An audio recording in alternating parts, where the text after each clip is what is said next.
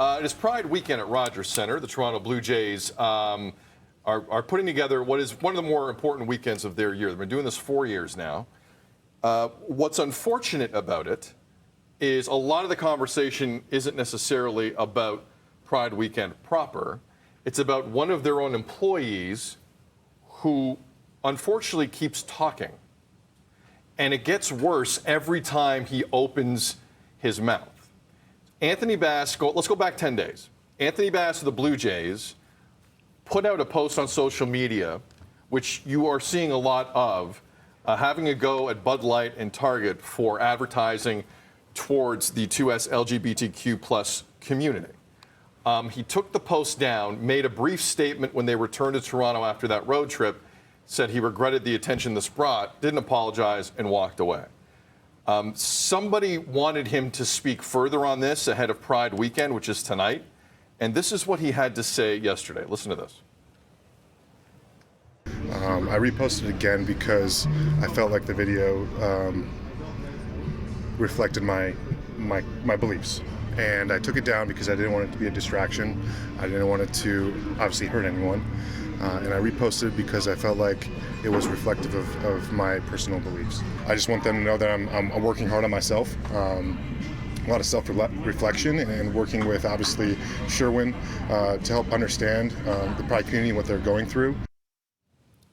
Now, Leslie Lee Kam is a longtime activist who will be throwing out the ceremonial first pitch on Pride weekend tonight. It is being reported by a lot of people I trust that Anthony Bass will be receiving the pitch before the game. I'm going to say that again. Anthony Bass, who has done nothing but bring negative press to this organization, will be catching the ceremonial first pitch in a moment that's pretty, it's still significant.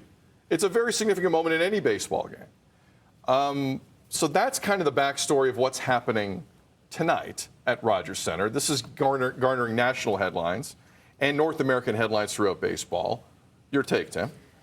If he had come out and apologized and showed like true remorse, because I'm listening to that clip, also going back to when he first somewhat apologized or commented on the situation a few days ago, there was no apology.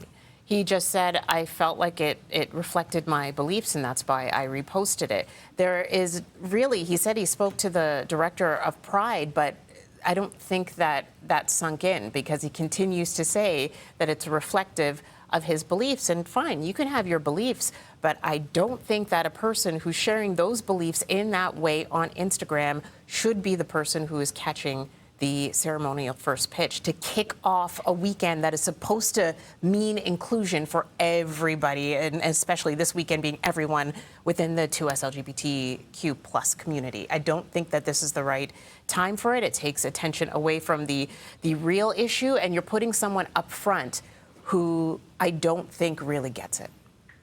I mean, I have a lot of respect for the Blue Jays. I do.